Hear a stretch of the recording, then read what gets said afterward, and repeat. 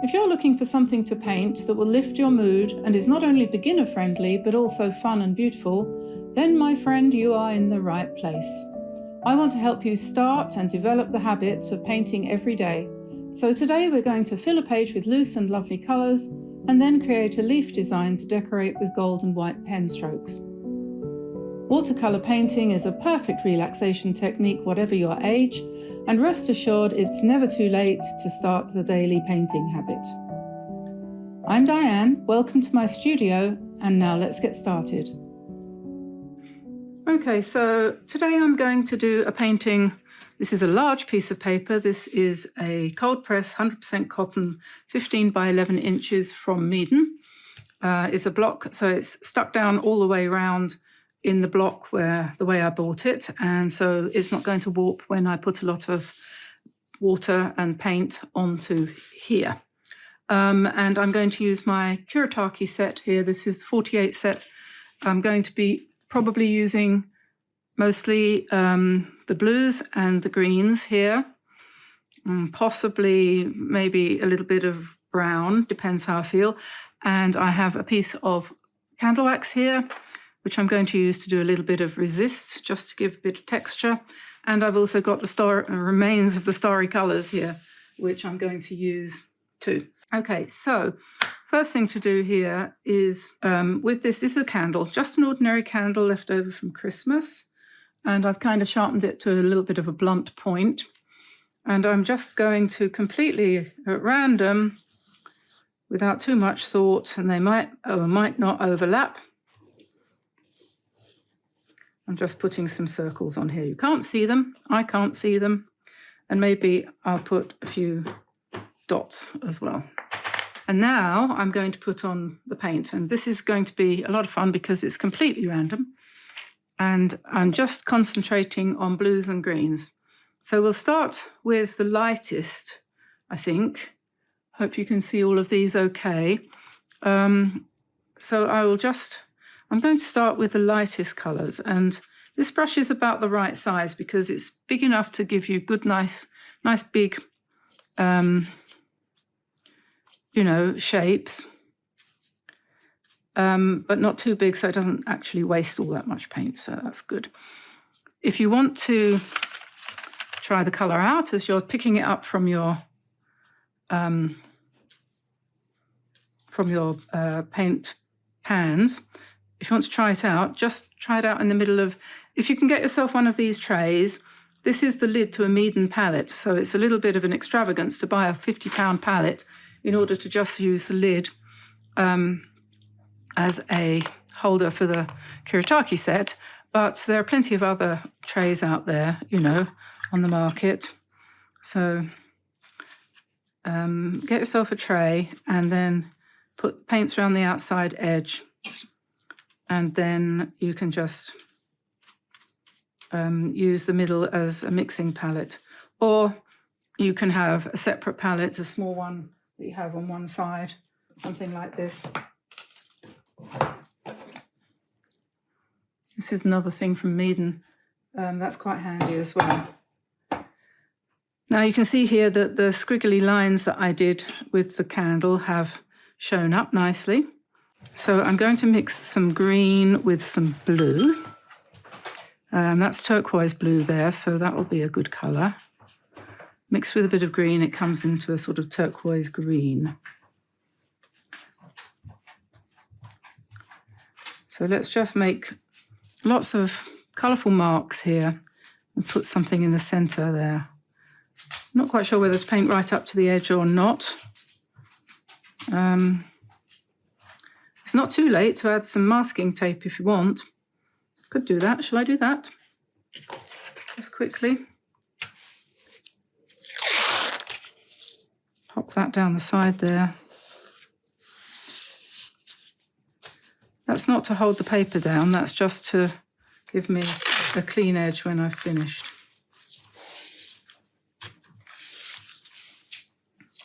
And this is going to be at least a two-stage painting, starting off with a sort of undercoat of various different greens and blues. And we'll wait for that to dry while we have lunch. and come back and embellish it in whatever way we feel we want to do. Now, I have a very weak visual capacity to imagine colours, unlike my sister, who is recording, meditation videos at the moment, and she calmly advises me to imagine a colour and a smile and things like that. And I didn't realise that my sister had such a good ability to do that sort of thing. I thought it was a family trait that we can't, but it turns out she can. So anyway, I can't. So anyway, what I'm saying is, because I can't do that, I have to have some inspiration in front of me. And what that is, it depends. Sometimes, like I have a pile of rocks here, that was for the previous painting that we did. Or it might be a photograph, not that I would copy the photograph, or it might be another painting done by somebody else. And it doesn't really matter, just anything. And then, once I've got that in front of me, I can do something. I'm no great artist. I'm just me. I'm sort of starting off there with circles, and we might sort of spread out with something other than circles. I don't know. We'll just see. But since I have put the tape around the outside edge, I might as well go up to the edge.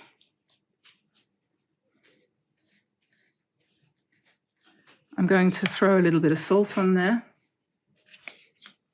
This is fine table salt, and that will suck up some of the water and cause a kind of textured surface to emerge.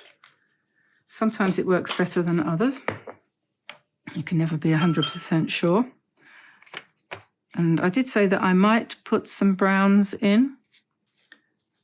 And so I think I am. You'll discover a lot of things about colour when you start to paint loosely like this. You'll find blends happening in front of you that you didn't expect. Some of them you'll like, and some of them you might not like. But let's not make a judgment at this stage. No, avoid that colour. That's purple. I mean this one, turquoise green. It's not very green.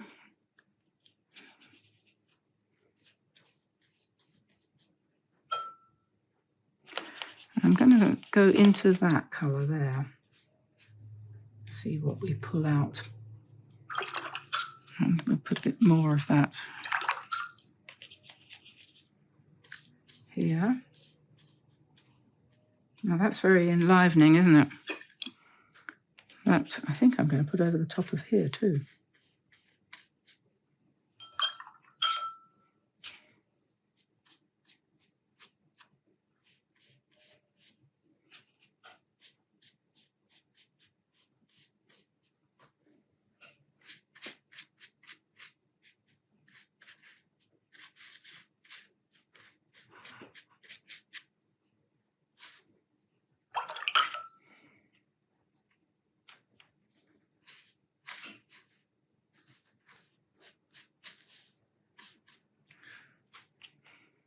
Sometimes when people watch me doing this kind of thing, they say, oh, I saw a face appear in the top right-hand corner or whatever. I don't tend to notice those things because I'm painting fairly quickly. But often you can see them when you go back later.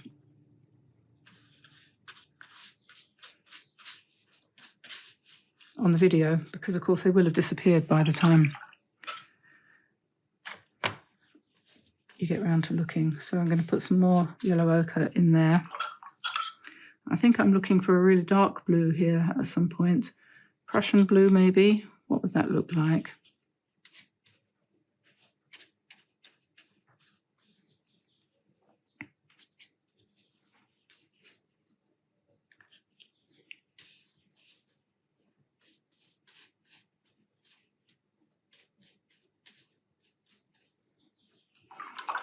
I'm probably going to go back up to this part up here with a bit more of the turquoise. You will find that you usually start off fairly tentatively when you do a painting like this, but that your boldness will increase. I'm going to wet that and let that run. And I'm going to go again with the salt.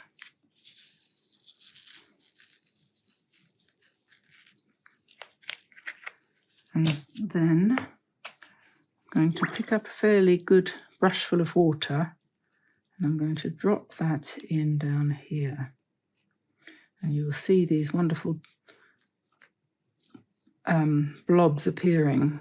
Because we're going to paint over the top of all of this, those blobs will be inspiration for what we're going to do. And I want some really dark, I've got indigo here.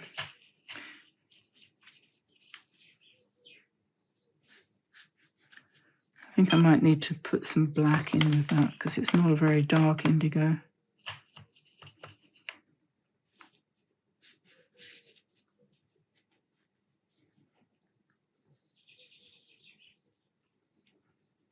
And I think I'm going to use this yellow-green again down here.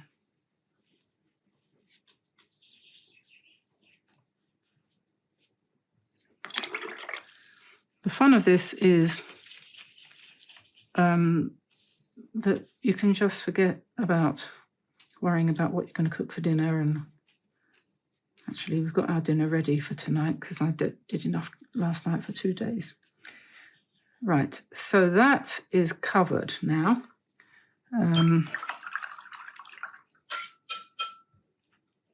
This is wet, so I'm going to just drop in some gold here.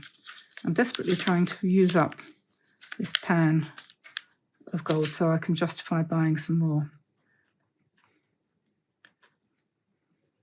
So let's do this. We did this on the little bird. Do you remember the little bird? That has done so well for us. He really did fly away. And so this is just basically dropping gold paint into a wet wash, so call it drop wash if you like.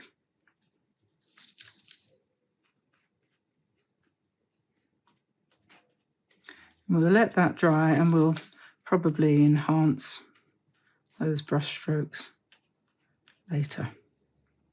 It looks completely horrific at the moment, but have faith. Do not judge.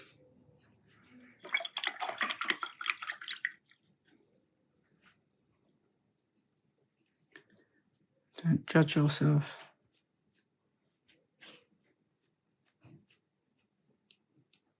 A few more spatters.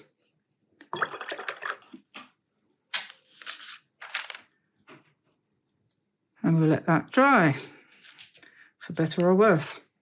Okay, so this is now dry, and I'm just going to scratch off the salt, which will leave us with some interesting patterns. And I will also remove the masking tape because we don't need that anymore because we're not going to be painting up to the edges. And some people leave that on till the last minute, and I do too sometimes. But this time I'm going to take it off because I want to be able to see what I'm going to be embellishing now.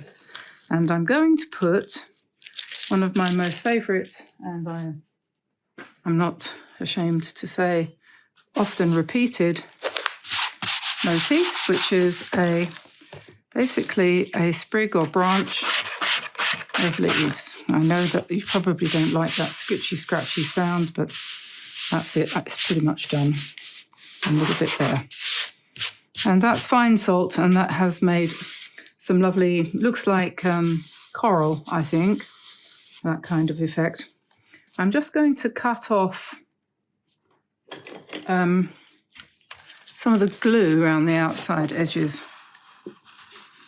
as well, because I find that slightly distracting. So that's the glue that's been holding the previous several sheets in place. And now it's starting to look a bit, whoopsie, that was just a stone falling on the floor.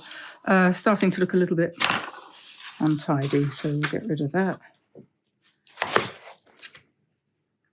That doesn't separate the sheet, that just gets rid of that untidy edge. To separate it, you have to slide your knife. We don't want to do that yet either, but you will slide your knife in this gap here and then just run it around the outside edge.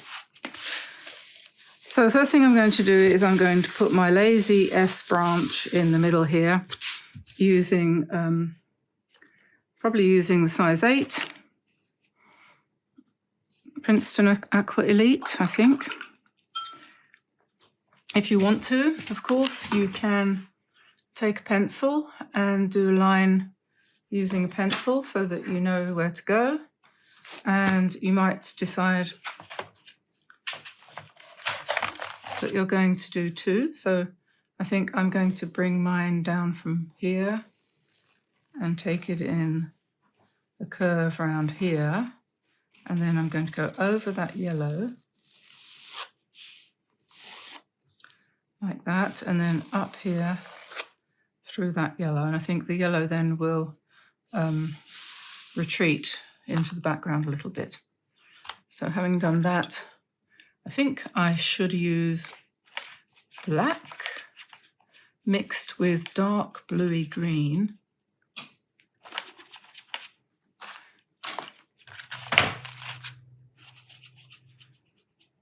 The turquoise green, which is, I think, a little bit more of a blue than a green, will do fine.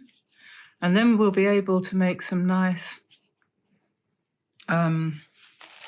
gold embellishments on top. So we'll start at the top with the thinnest part of the line, and we'll just follow our pencil line down to wherever it went. There we are, and then we'll do this one. You could start off by putting the leaves in first. That's something I often do. And then joining them up with the stem, but today we're doing it this way. Sometimes when you come in with your paint, you might decide to do it slightly differently from what you had planned. So don't plan too much. And now we're going to put in some leaves.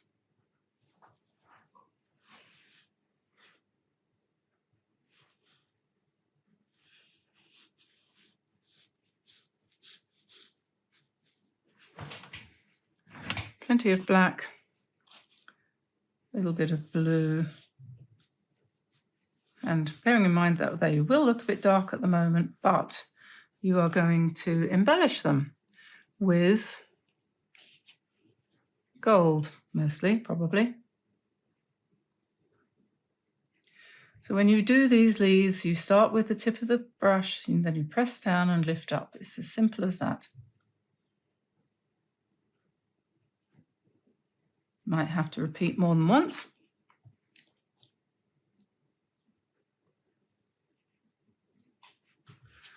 There you've got a nice uneven effect because it's going over the crayon candle. It could have been a crayon that we put underneath to give us a little bit of extra texture. And you can just have fun with this, really. You can start at the bottom and go up, gives you a slightly different shape, or you can start at the pointy end and go towards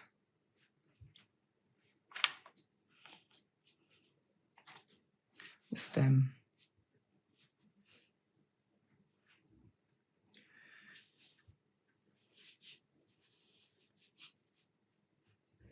I know I paint a lot of leaves,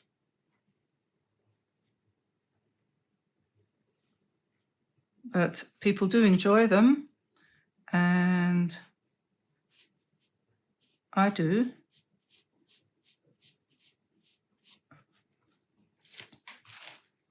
I like the graphicness of them.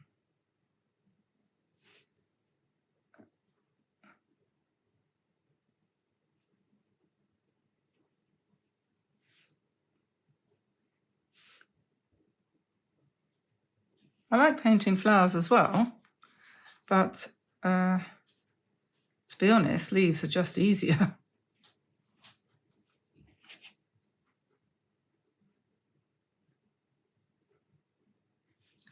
And they have the advantage, well, I don't know if that's entirely true. I was going to say they're easier to embellish. You can do more embellishments more easily, and that might or might not be true. I don't know. I feel that. I don't know if it's correct or not. But we're going all the way down, and we're going to have this lovely, bright background.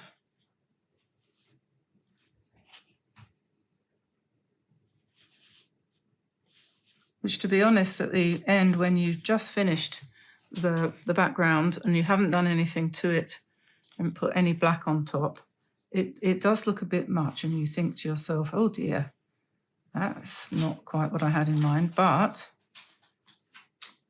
do not despair.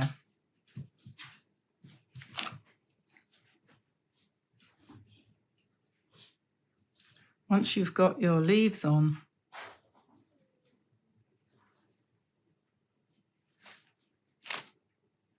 the background will assume its correct relationship, and all the colours will meld a little bit together.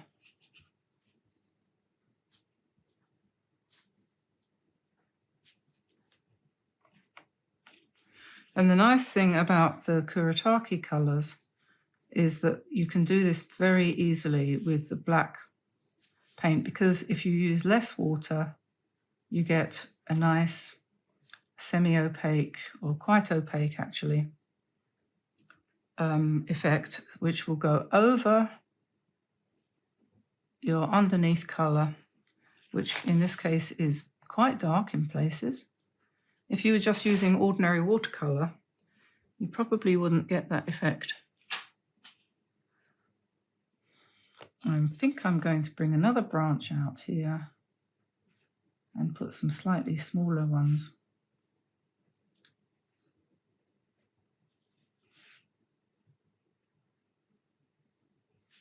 On there.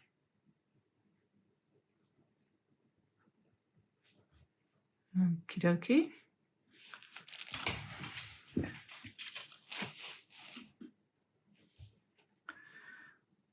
Right, so now we're just going to let that dry, and we will come back with some embellishing ideas. So I'm just going to now add some little birds. I'm going to do them in the electric blue from the Primatech, from the Jean Haynes All That Shimmers set, which is Daniel Smith colours. And I've just drawn those in. And if you do want the sketch will probably most likely be available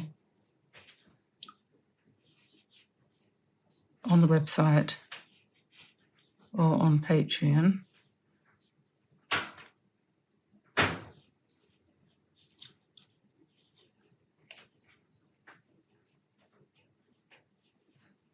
So we'll just pop him in, give him some feet.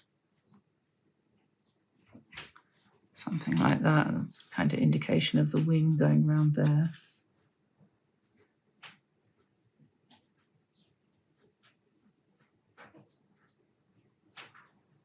Okay, we'll just let that run a little bit.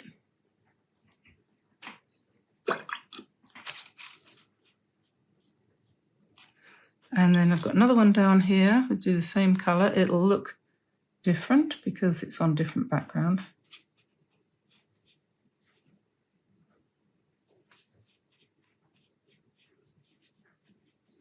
And if I pick up the black, again for the legs. And perhaps a little bit in the tail.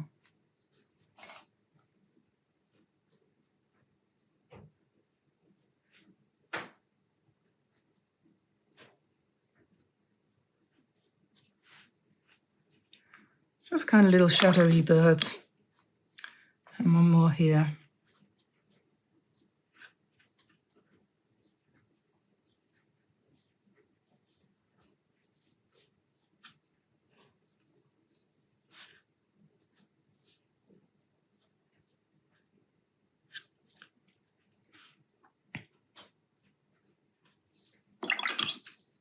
Just a little bit of fun.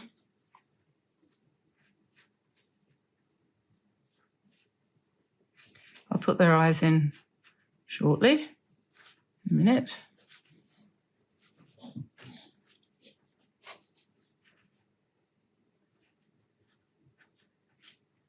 And this one wants to be a little bit darker here.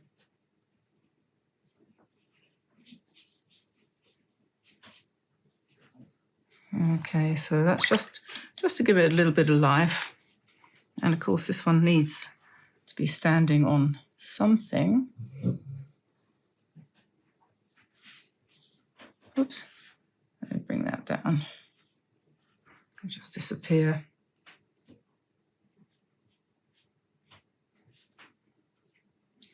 I think I'll put another leaf in there.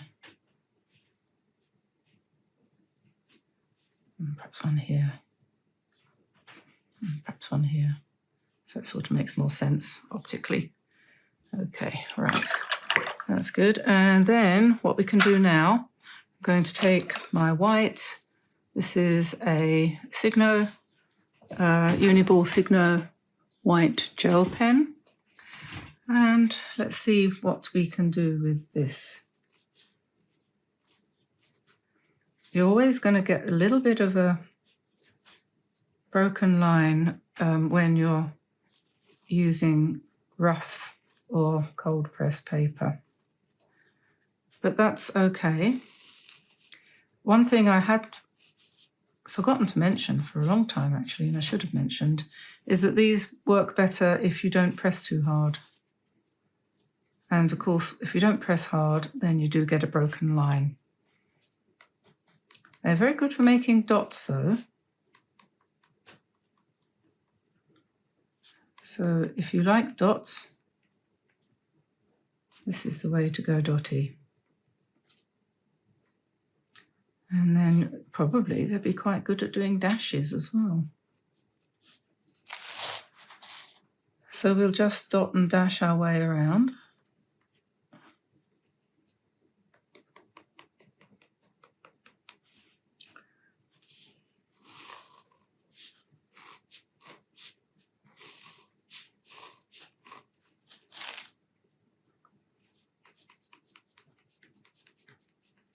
I put a little dot for the eye.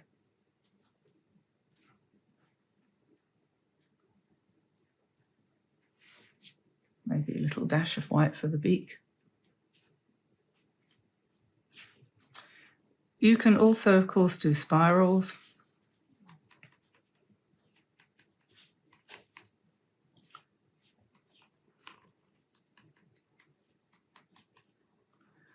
And I think I'll just do one more white one up here.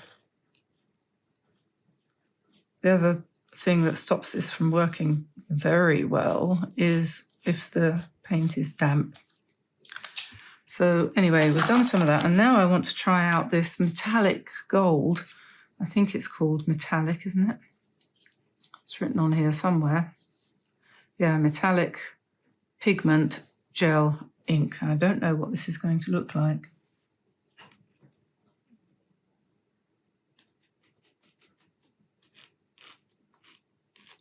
It's a nice strong gold.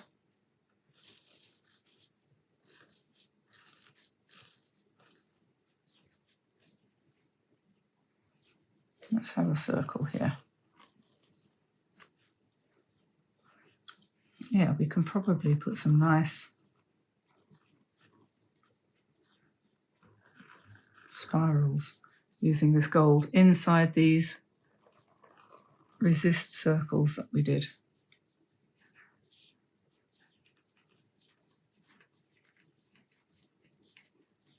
There's something just so satisfying about doing this. I think it's because it's so undemanding, and you just think, I have to have 3 of those. So where the leaves have overlapped the resist, the candle, that's a perfect place to have these gold spirals. And then you start to get a sort of repeating motif, which is just kind of growing as you work on it. You're not planning it in advance. You're just doing it, letting it come out of your fingers. Whatever wants to come out, let it come out.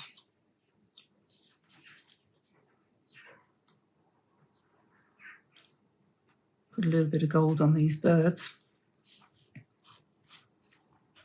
And this one here too, perhaps he would like some gold on his tail. Give him some W's. And this one can have some as well. Don't leave you out.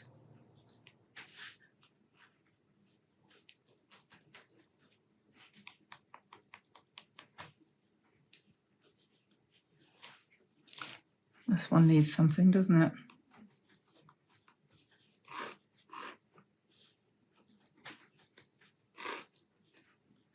And this one here, perhaps it needs just veins. And it all builds up as you go along. It all builds up, and it never looks too much. I'm not quite sure why.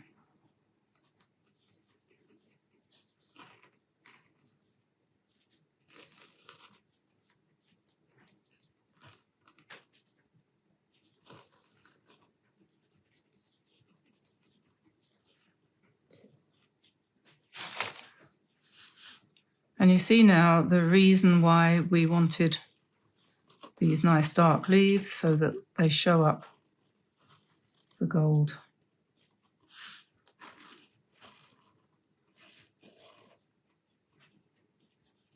I think it's a really good idea too, if you're going to do something like this, do more than one, you know.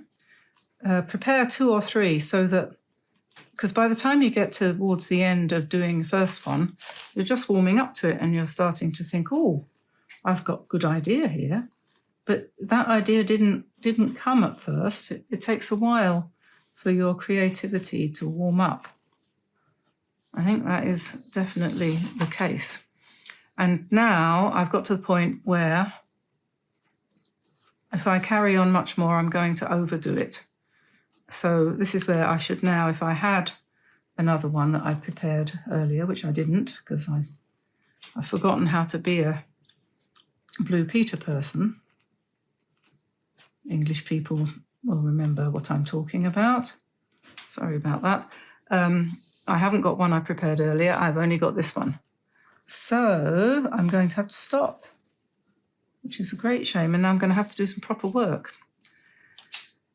So I'm going to sign this one. I don't usually, but I'm going to put a signature on that. And we will take a look at that through the camera, through the eye of the lens. Keep my jumper out of the way. And I'm going to leave it at that. So don't forget to like and subscribe. I know we've got lots of new subscribers, and I'd like to welcome you all to the channel. And I hope you're enjoying watching some of our videos. And it really does matter. It matters a lot to us, and it counts. And it really is wonderful to think that we're able to reach so many people. So I do appreciate all you being there. And your wonderful comments, which I read almost all of them, and I reply to as many as I possibly can. It's the first thing I do every morning, even while I'm still in bed, is I start answering comments, and it's a good start to the day, to be quite honest. So there we are. I will let you go, and we will see you again soon with something else. So I'll say bye for now, everybody. Bye-bye.